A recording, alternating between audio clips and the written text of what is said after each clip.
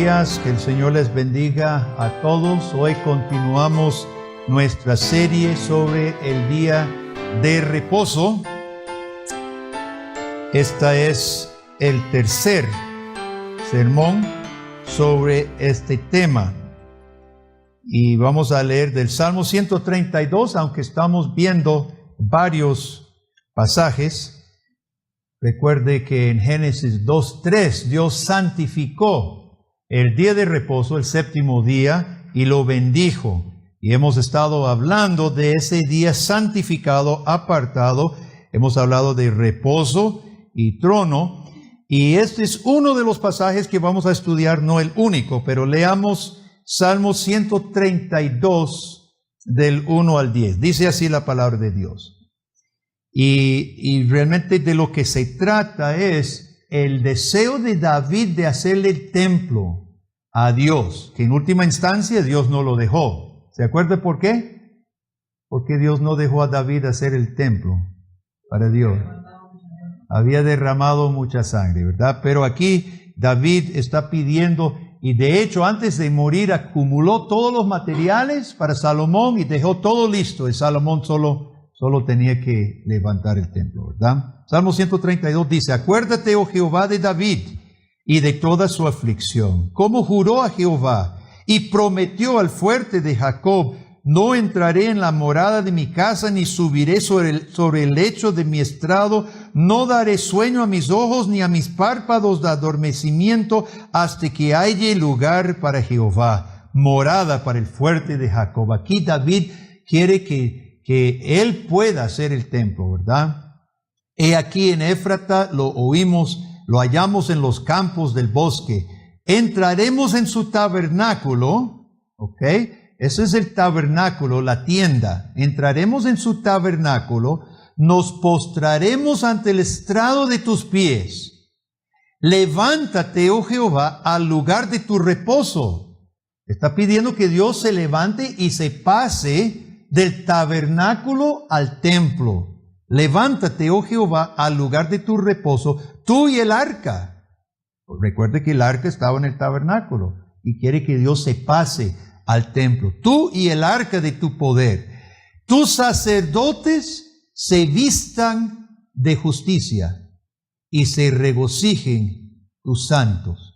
Por amor de David tu siervo, no vuelvas a tu ungido el rostro. Vamos a parar ahí y luego retomaremos algunas de estas cosas. En el sermón pasado nosotros vimos que el día de reposo celebraba el rey sentado en su trono. El reposo de Dios no es un reposo de cansancio, es un reposo real. Eso ya lo hemos hablado. Y hoy queremos ahondar, hermano, entre esta relación entre reposo y trono. Vamos a buscar algunos pasajes en Primero de Crónicas. En Primero de Crónicas, por favor, vuelvan atrás. En Primero de Crónicas, capítulo 22. Primero de Crónicas, capítulo 22. Aquí tenemos la respuesta de David, de Dios para David, que no lo iba a dejar construir el templo, sino que iba a ser Salomón. En Primero de Crónicas, capítulo 22. ¿Lo tenemos? Versículo 8. Mas vino a mí palabra de Jehová diciendo: Tú has derramado mucha sangre y has hecho grandes guerras. No edificarás casa a mi nombre, porque has derramado mucha sangre en la tierra delante de mí. He aquí te nacerá un hijo, el cual será varón de paz. Porque yo le daré paz de todos sus enemigos en derredor. Por tanto, su nombre será Salomón, que significa hombre de paz. Y yo daré paz y reposo sobre Israel en sus días. ¿Qué pasa, hermanos, cuando Dios afirma el trono de David en su hijo, hombre de paz? ¿Qué es lo que da Dios? Da reposo. Cuando el rey prometido, cuando el rey de pacto, acuérdese que Dios había hecho pacto con David, que su descendencia se sentaría en el trono de Dios para siempre. Cuando el rey teocrático tome el trono, Dios daría reposo. Y ese es un tema de que vamos a hablar más en esta mañana, hermano. El reposo de Dios es compartido. En Génesis, Dios reposó, pero cuando santifica el día, cuando aparte el día para el hombre, porque Dios no tiene 7 días, Dios no está limitado el tiempo. Dios santifica el día para el hombre. ¿Qué es lo que Dios está haciendo? Está compartiendo su reposo. Está invitando a Adán y Eva a reposar con Él, a gozar de Él. Y este reposo significa muchas cosas. Aquí vemos que cuando Salomón hubiera sentado en el reposo de David, Dios iba a dar reposo para el pueblo. El reposo de Salomón sentado iba a ser compartido con el pueblo y el pueblo iba a tener paz. Ahora vamos para Segundo de Reyes, capítulo 11. Segundo de Reyes 11. Este es más adelante en la historia. Es más atrás en su Biblia, pero más adelante en la historia. Okay. Estamos en Segundo de Reyes. Y estos tiempos fueron fatales. ¿Cuántos recuerdan quién era Atalía? 100 puntos para que él me diga quién fue la madre de Atalía. ¿Quién fue la madre de Atalía?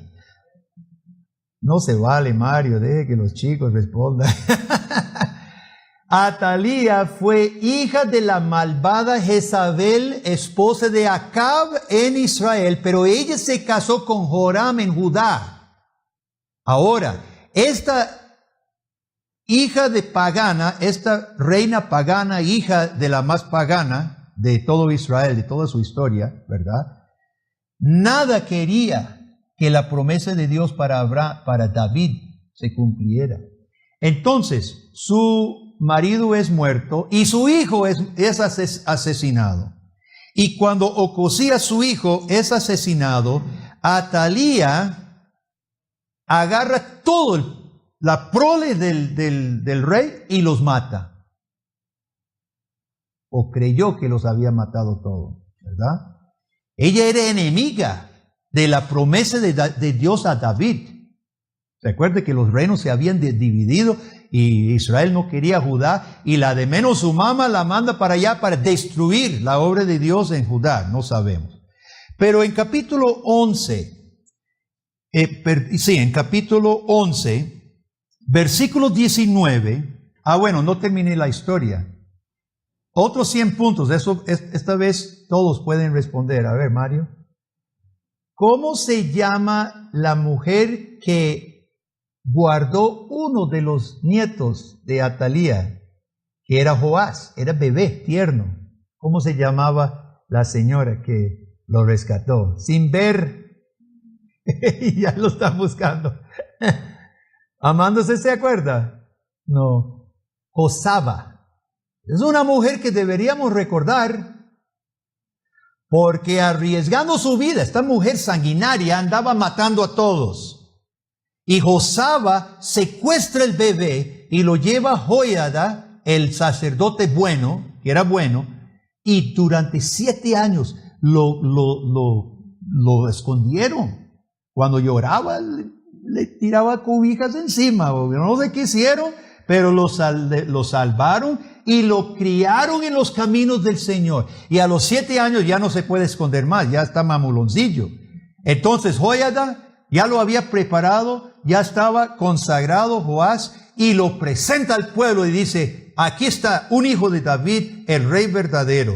Y matan a Atalía, ella dice: traición, traición, y la matan. El sacerdote la manda a matar y se sienta. Entonces leemos esto, versículo 9. Segundo de Reyes 11, 19.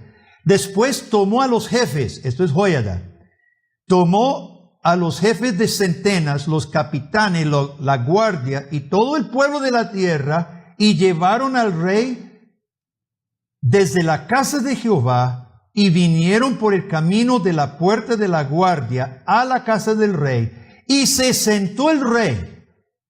es un niño, pero era rey, era hijo de David, el único que quedaba. Y se sentó el rey en el trono de los reyes. Seguro le sobraba campo en ese trono de David, un chiquitín, ¿verdad? Sentado en el trono de los reyes, pero él era el rey. Y todo el pueblo de la tierra, ¿qué hicieron? Se regocijó. Y la ciudad estuvo, ¿cómo? En reposo, habiendo sido Atalía muerta a espada junto a la casa del rey. Cuando el Hijo verdadero se sienta en el trono, cuando el rey legítimo, hermano, se sienta en el trono, el pueblo tiene la bendición de reposo porque hace justicia. Imagínense que el pueblo hubiera dicho, no queremos un rey bueno, queremos que Atalía siga matando a todos los inocentes. Imagínense, ¿qué diría usted de un pueblo así? Loco, ¿no? Sin embargo, hermano, ¿cuál es la actitud nuestra muchas veces cuando el rey legítimo sí está en el trono, Jesús? Y es como que dijéramos, no, pero que sigan gobernando los malvados. Salmo 132, ahora sí, el salmo que leímos. Salmo 132. Relata, como dijimos, relata la petición de David de construir templo para Dios. Ahora, los términos que usa estos versículos implica trono y habla de reposo. En versículo 7, entraremos en su tabernáculo, nos postraremos ante el estrado de tus pies. Si el tabernáculo es el estrado de los pies de Dios, ¿dónde está su trono? ¿Dónde está el trono de Dios? En el cielo. El trono de Dios está en el cielo. El templo, el tabernáculo es meramente el estrado. Chicos, ustedes saben qué es estrado de los pies. Es un descansapiés. El trono, se sienta el rey y pone una mesita, seguro bien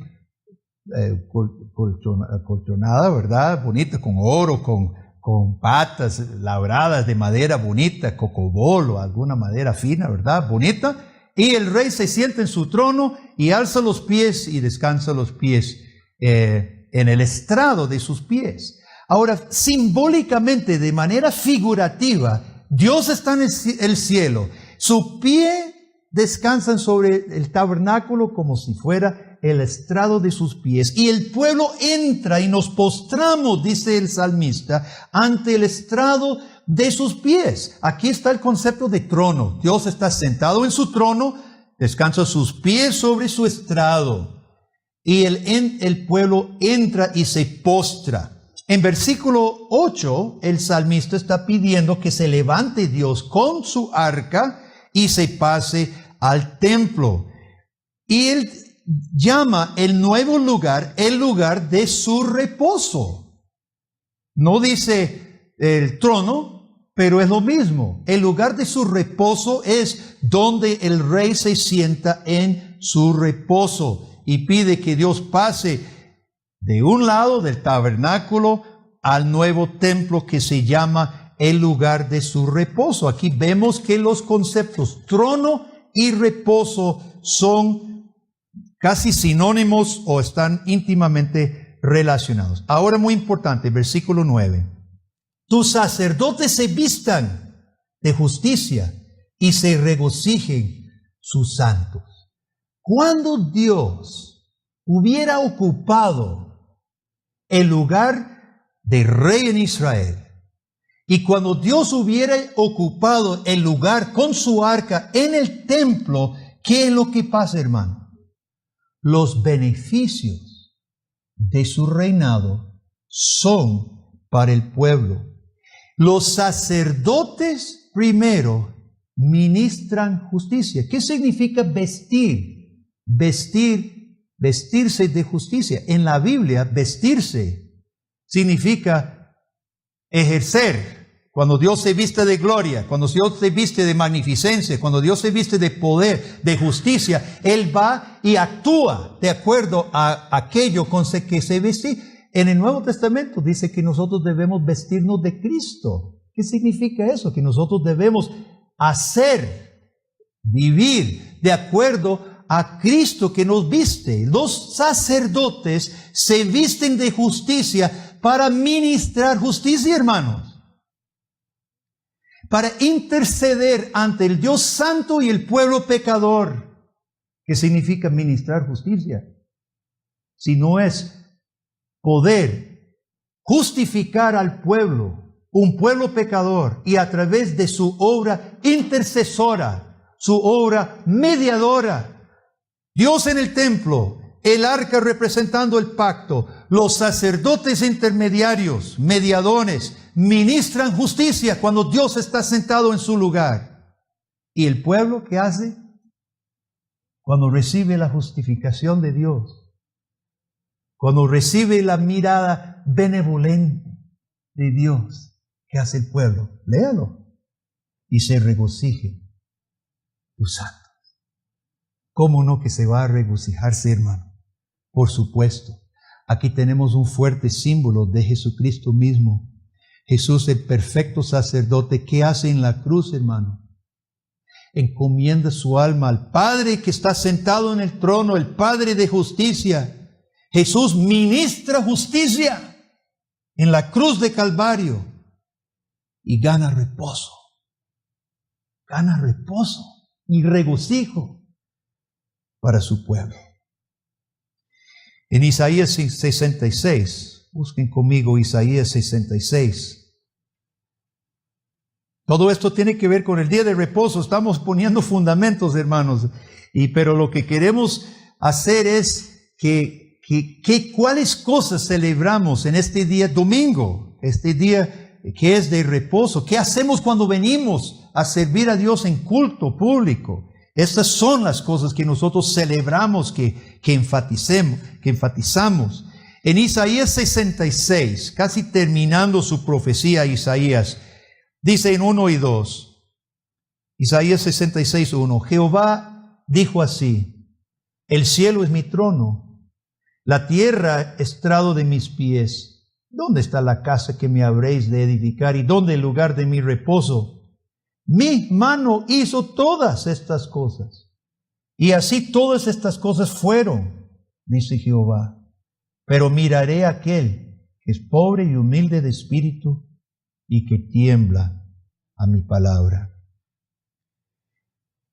Dice Dios que tiene su trono en el cielo. Esto impide, hermanos, que el hombre crea que puede construir un lugar para que Dios necesite. Trono y reposo son intercambiables aquí. Su trono está en el cielo y es el lugar de su reposo. Nosotros vemos en primer lugar que trono y reposo son sinónimos en cuanto a Dios, no en cuanto a nosotros. En cuanto a Dios, su trono es su lugar de reposo. El rey reposa en su trono y su reposo es un reposo real. Son intercambiables. En segundo lugar, su reposo, su reinado, no depende del hombre. El hombre no puede añadir nada al reposo de Dios. A veces escuchamos algún músico que dice, bueno, yo he creado esta canción para Dios. Usted ha escuchado esos términos. O yo voy a dar a Dios alguna obra, alguna cosa. Hermanos, nosotros no podemos añadirle a Dios. Ahora, si la persona lo que quiere decir es, quiero obedecer a Dios, bueno, eso está bien. Pero a veces se escucha en términos como que Dios necesita lo que yo le vaya a dar. Dios no necesita ni lugar que nosotros le hagamos, ni forma que nosotros podamos añadirle al reposo real de Dios. Es al revés, versículo 2. Mi mano hizo todas estas cosas. ¿Qué tiene usted que Dios no le dio? ¿Qué es lo que usted le puede dar a Dios si todo lo que usted tiene, Dios te lo dio? Todo lo que nosotros tenemos, Dios ya nos lo dio. Más bien, la sumisión correcta al rey es lo que dice versículo 2. Miraré, dice Dios, al que es pobre y humilde de espíritu y el que tiembla ante mi palabra. El que reconoce a Dios como creador, el que reconoce a Dios como rey del universo, no se enorgullece, sino tiembla ante su palabra. Esto tiene que ver con el día de reposo, hermano. Tiene que ver con el domingo que Dios convoca a su pueblo. ¿Cuál es el espíritu nuestro? Quiero hacer la pregunta, ¿temblamos ante la palabra de Dios? ¿Tiembla usted ante la palabra de Dios? Nosotros conocemos los pretextos, los hemos escuchado en boca de otros y los hemos dicho nosotros mismos. Conocemos el pretexto de los relativistas. Es que hay muchas interpretaciones a esto. ¿Quién sabe qué significa? Como hay tantas interpretaciones de la Biblia, nadie puede saber nada. ¿Lo ha escuchado? ¿Lo ha dicho? Yo creo que el día de juicio, hermanos, ese pretexto va a ser muy vano. No le va a gustar a Dios que su palabra no sea clara, porque es una mentira. Esa fue la mentira del diablo. Mira, las cosas no son tan claras. Dijo Dios eso, pero no es cierto. Sus ojos van a ser abiertos. ¡Coma! Esa fue la mentira del diablo. Las cosas no son tan claras, no son así. Las cosas sí son claras, hermano. Otro pretexto, es que yo no soy santo. ¿Cuál es el punto de la declaración? Muchas veces nos excusamos, es que yo no soy santo, yo no soy perfecto, yo no puedo cumplir con eso. ¿Y cuál es el punto de la declaración entonces? De que usted solo aspira al purgatorio. ¿Un purgatorio que no existe? ¿O un nivel menor en el infierno? Sí, hay niveles en el infierno. ¿Qué es la meta? No estar en el número 10, el nivel 10 con Hitler. ¿Estar en número 4? No sé cuál es el punto de ese pretexto. Otro pretexto similar es que hay otros peores que yo. ¿Sí? Y el último pretexto comunísimo es que estoy muy ocupado. Estoy tan ocupado como para pensar tanto en Dios, como para pensar tanto en su iglesia, como para pensar en estas cosas, hermanos. Si de vez en cuando puedo, lo haré, pero estoy tan ocupado. ¿Ocupado de qué? ¿Ocupado con qué? ¿Ocupado con una vida que Dios te dio? ¿Ocupado con salud que Dios te dio? ¿Ocupado con el aire que Dios le permite respirar? Ocupado con manos que Dios le dio y pies. Ocupado con las... ¿No leyó versículo 2? Mi mano hizo todas estas cosas. ¿Usted está muy ocupado con las cosas que Dios te dio? Demasiado ocupado para que mediten en el Señor y rinda al Rey su gloria. Nuestro problema, hermanos, es que nosotros nos confundimos con cuál reino estamos sirviendo. Realmente llega a ser el viejo combate que Satanás levantó en el huerto. ¿Cuál reino? ¿Mi reino o el reino de Dios? ¿Cuál es nuestra visión? ¿Es mi reino creyendo mi salud, mis talentos, mi inteligencia, mis fuerzas? ¿Ese reino es el propósito de mi vida y un poquito para Dios cuando pueda? ¿O es nuestra visión, la visión de Dios, cuya mano hizo todas estas cosas y mira al que es de pobre y humilde espíritu y que tiembla ante su palabra? Solamente pensando en este edificio, hermano, solamente pensando en este edificio, que todos los domingos nosotros nos gozamos del privilegio de reunirnos en un lugar que nosotros no construimos. Este edificio ha sido construido por hermanos, por donaciones y esfuerzos de hermanos y hermanas, muchos de los cuales ni siquiera los conocemos. Viven en países lejanos. Nosotros no somos nada suyo. Sus hijos no van los hijos de los hermanos allá, nunca van a estudiar aquí. ¿Por qué? ¿Qué ganas, qué visión tienen ellos de estar financiando este proyecto en Costa Rica? ¿Sabe qué es? Una visión del reino de Dios, hermano. Una visión del reino de Dios. No una visión de su propio reino. No una visión de sus propias cosas. Su dinero lo ajustaba, lo guardaba, lo ahorraba, hacía sacrificios personales para mandar a Costa Rica, para que usted y yo estuviéramos aquí. Sacrificaban sus vacaciones a venir a trabajar aquí. ¿Estamos dispuestos a hacer esto, hermano? ¿Cuál es la visión nuestra? Nosotros tenemos un grupito ahorita en San Carlos. Tenemos hermanos en el Cierro. ¿Cuál es nuestro compromiso? ¿Cuál es nuestra visión del reino de Dios? ¿O es que estamos tan ocupados? Solo nosotros, del mundo entero, somos los tan ocupados.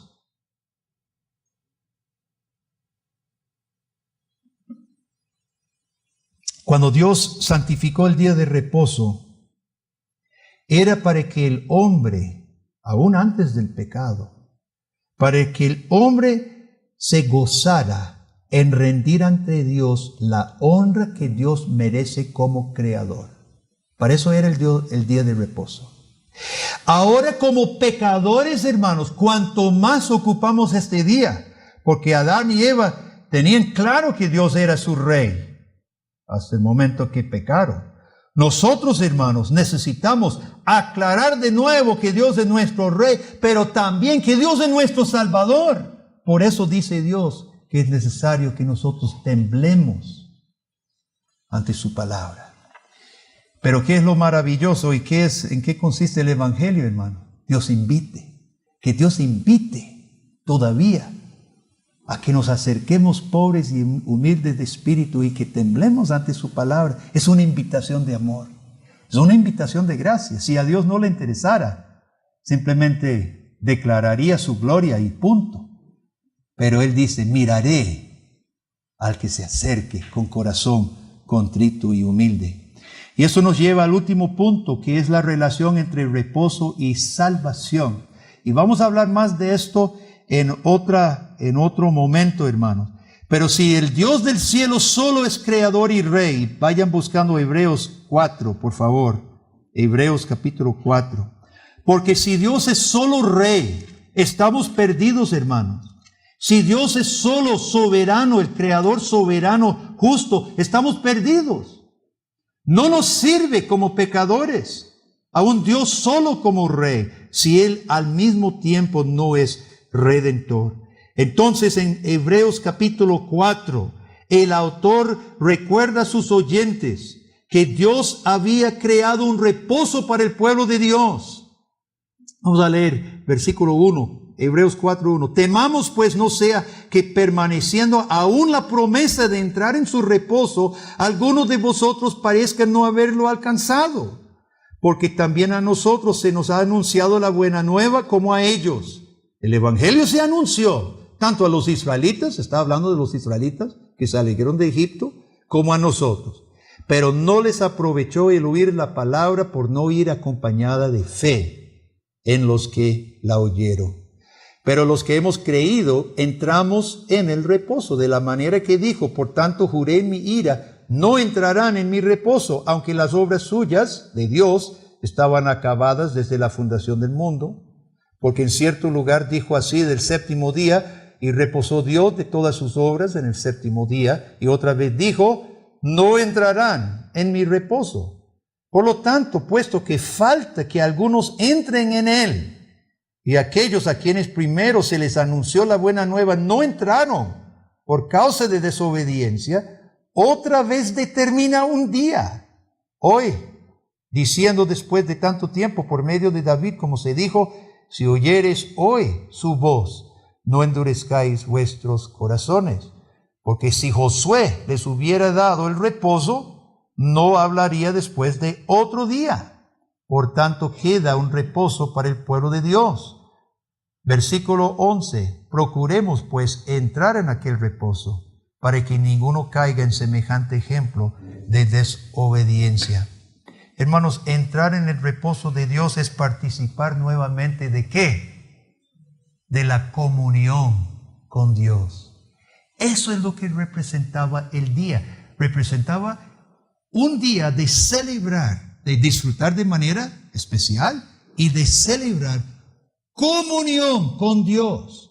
Aquí se ve el propósito original en el Edén, comunión con Dios. Obviamente los 7 días de la semana, pero al apartar un día de la semana se celebraba de forma diferente. Por eso era santificado el día, apartado el día. Se celebraba la comunión con Dios. Era un descanso santo para Adán y Eva, un descanso placentero, sabiendo que estaban seguros en las manos de su Creador y reconociéndole a Él como su soberano. Pero el pecado rompió esa comunión y fueron expulsados de ese huerto que era como el templo. Así yo lo veo Edén, hermano, con las 2 árboles, ¿verdad? De la ciencia del bien y mal y de la vida, casi como columnas, como pilares del templo de Dios, un canopy de frondosas ramas ahí, ¿verdad? Era el templo de Dios y Adán y Eva tenía comunión con Dios. Ahí es cuando Dios vino en juicio, se encontraban ahí. Ese lugar fue el lugar de comunión, pero el pecado lo arruinó todo y fueron expulsados del lugar de comunión.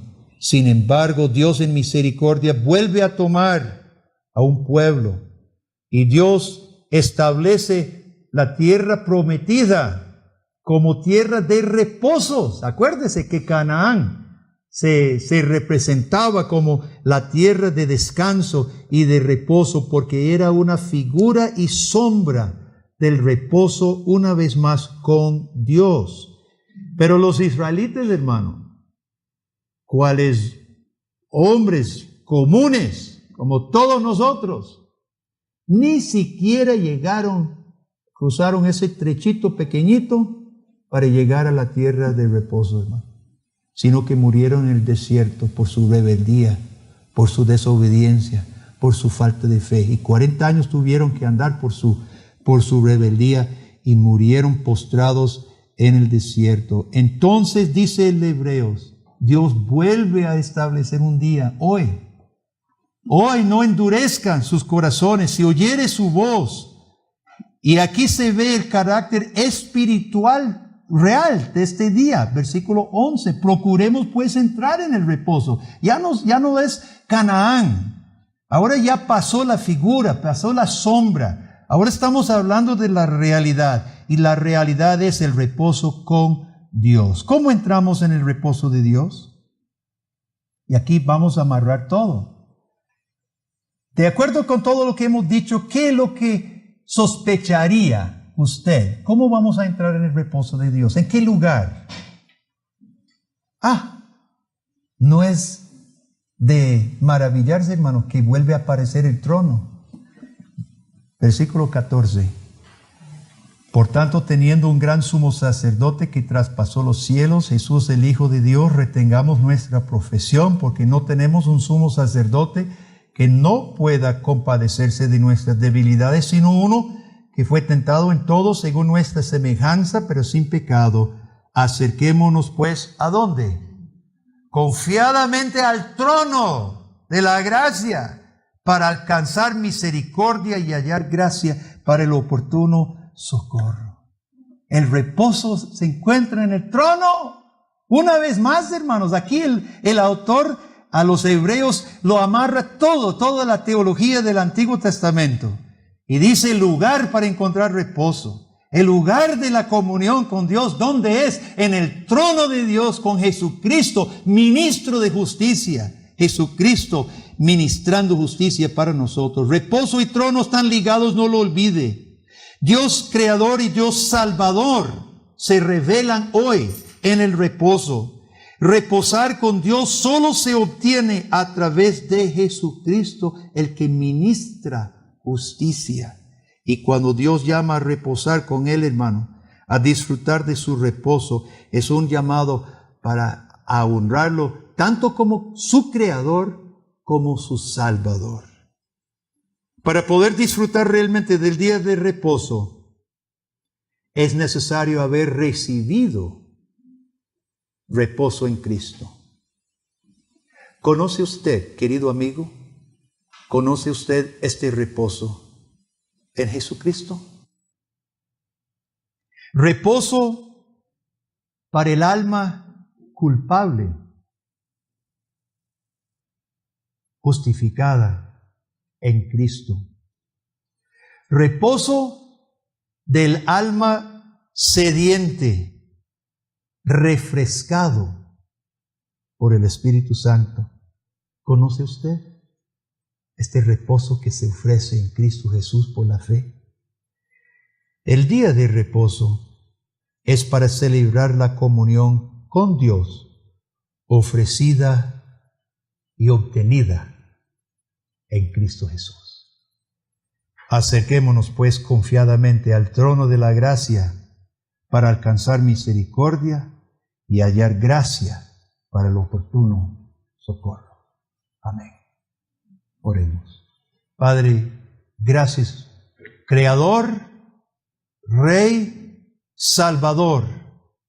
Te honramos, oh Dios, y te bendecimos por tu obra maravillosa en Cristo, el que ministró delante de tu trono de justicia, obteniendo gracia y misericordia para los pobres en espíritu y los que tiemblan delante de tu palabra.